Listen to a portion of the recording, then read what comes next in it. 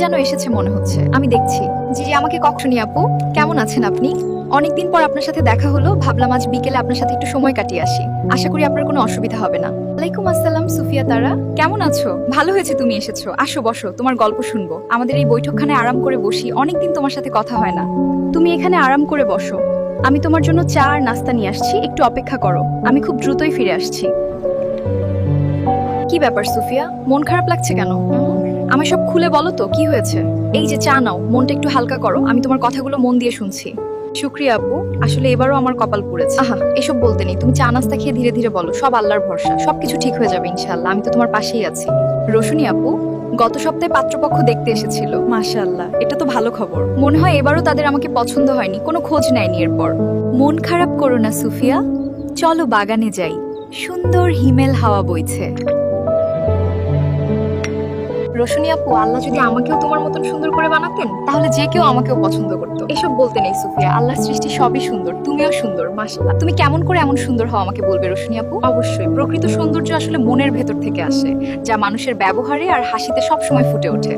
এছাড়া অবশ্যই সালাত আদায় করা, নিয়মিত ওযু করা, কোরআন তেলাওয়াত করা, দান করা, মানুষের উপকার করা, এসবের মধ্যেও চেহারায় নূর ফুটে ওঠে, যা আল্লাহ প্রদত্ত। পাশাপাশি সুফিয়া তুমি রূপচর্চা করবে, বেসন, টক দই, খানিকটা কাঁচা হলুদ, গোলাপ পানি ব্যবহার করে মিশ্রণ তৈরি করবে, সেটা সপ্তাহে 2-3 বার ব্যবহার করবে। প্রথম তাই ঘন ঘন ব্যবহার করবে, তবে রোদে রেখে। এসব ব্যবহারের পূর্বে অবশ্যই ত্বক ও চেহারা ভালো করে পরিষ্কার করে ধুয়ে নেবে, তারপর মিশ্রণটি আলতো করে ব্যবহার করে ব্যবহার শেষে হালকা ঠান্ডা পানিতে এরপর পরিষ্কার তোয়ালে ব্যবহার করে মুছে নেবে। সবশেষে ভালো ময়শ্চারাইজার ব্যবহার করবে। তবে যত যাই বলো সুফিয়া, নামাজ আদায় ও ওযু অবস্থায় থাকলে চেহারার পরিবর্তন আসবে।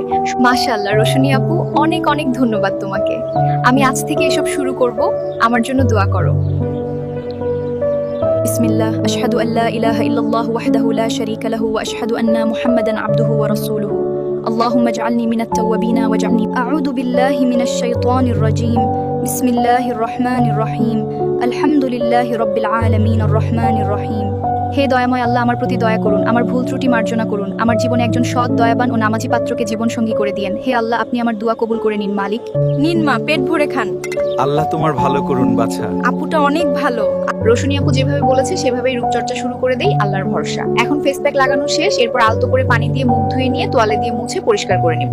মাশাআল্লাহ, এটা কি আমি? সত্যি আমাকে তো চেনা যাচ্ছে না, এটা আল্লাহর কুদরত। রোশনি আপু একদম ঠিক উপায় বলেছে। হে আল্লাহ, আপনার কাছে অশেষ শুকরিয়া যে আমাকে এমন সুন্দর করে তুলেছেন।